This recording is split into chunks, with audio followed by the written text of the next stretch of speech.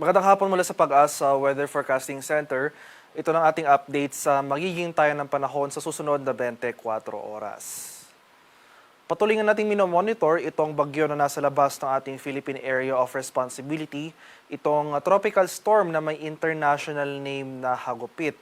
Kaninang alas 3 ng hapon, huling namataan yung sentro ng bagyong ito sa layong 1,035 kilometers silangan ng Mindanao. May taglay itong lakas ng hangin na malapit sa gitna na umaabot ng 65 kilometers per hour at pagbugso na umaabot ng 80 kilometers per hour. Sa kasalukuyan, gumagalaw ito north-northwestward sa bilis na 10 kilometers per hour. Inasahan natin na sa mga susunod na araw magpapatuloy yung generally west-northwestward na paggalaw ng nasabing bagyo. For today, walang epekto itong bagyo sa ating bansa, kaya for Metro Manila and most of the country, dahil sa epekto ng easterly, sasaan pa rin natin na magpapatuloy itong mainit at malinsangang panahon. Makikita natin dito sa ating latest satellite images na may mga ilang bumubulusok na kaulapan sa ilang bahagi ng ating bansa, partikular dito sa kanlurang bahagi ng Visayas at Mindanao, pati na rin dito sa ilang areas ng Northern Luzon. So ito lamang ay epekto ng mga usual diurnal thunderstorms, yung mga thunderstorms na nangyayari sa bandang hapon hanggang sa gabi. So yung mga kaulapan at mga thunderstorms na ito, hindi naman po natin nakikita ng senyales sa magtatagal ng buong gabi hanggang bukas. No? So most probably, within the next 2 hours lamang yung mga pag-ulan na ating magraranasan sa mga areas na ito. At ito po yung ating latest issued na track and intensity forecast kaninang alas 11 ng umaga. So magpapatuloy yung generally west-northwestward or northwestward na paggalaw ng naturang bagyo na kung saan posible nga ito pumasok na ating Philippine Area of Responsibility mamayang gabi. And pagkapasok po ng ating PAR ay Kaloy ang ibibigay po nating domestic name para sa bagyong ito. Makikita natin dito sa ating intensity forecast na weakening yung trend na pinapakita ng bagyong ito. No? So possibly sa mga susunod na araw, bukas araw ng linggo, ay hihina ito bilang isang tropical depression and eventually hihina bilang isang low pressure area bago ito malusaw or mag-dissipate hanggang early next week. So mananatiling malayo itong bagyo sa ating kalupaan. Wala itong malakas epekto sa ating weather or sea condition, pero posible itong magdulot ng mga kaulapan at mga kalat-kalat na pag-ulan na may pakulog at pagkilat sa silangang bahagi ng Visayas at Mindanao early next week. So para naman sa magiging lagay ng ating panahon bukas ito sa Luzon, so for Metro Manila and most of Luzon, magpapatuloy itong generally fair weather, mainit at maalinsangang panahon, sasamahan lamang yan ng mga biglaan at panandaliang pag-ulan na dulot ng thunderstorms. Sa areas naman po ng Palawan, Visayas at sa Mindanao, tulad sa Luzon, wala po tayo inaasahang mga tuloy-tuloy o yung mga sustain na mga pag-ulan bukas.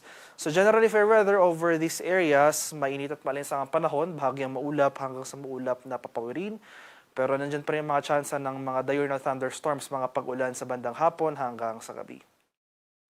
At sa kalagayan naman nating karagatan sa kasalukuyan, walang nakataas na gale warning, ngunit iba yung pag-iingat pa rin sa ating mga kababayan na maglalayag, especially dito sa seaboards ng extreme northern Luzon dahil posible pa tayong makaranas dyan ng katamtaman hanggang sa maalong karagatan.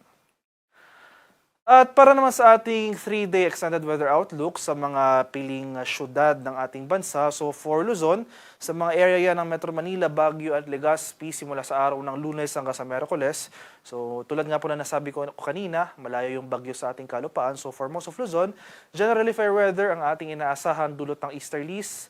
Pero dahil mainit ngayong ating panahon, posibleng as early as tanghali may mga namumuo na tayong mga kaulapan o yung mga thunderstorm clouds na posibleng magbagsak ng mga panandali at mga malalakas sa pag-ulan pagsapit ng hapon hanggang sa gabi.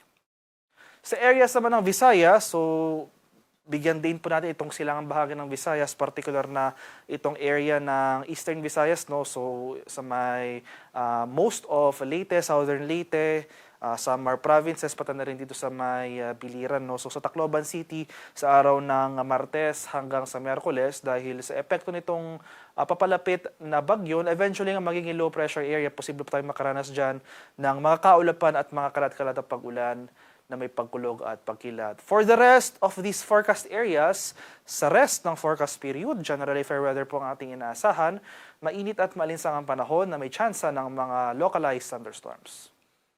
Sa bahagi naman po ng Mindanao, sa mga syudad ng Metro Davao, Cagayan de Oro at Zamboanga, simula sa araw ng Lunes hanggang sa Miyerkules, pagpapatuloy rin itong magandang panahon, generally fair weather.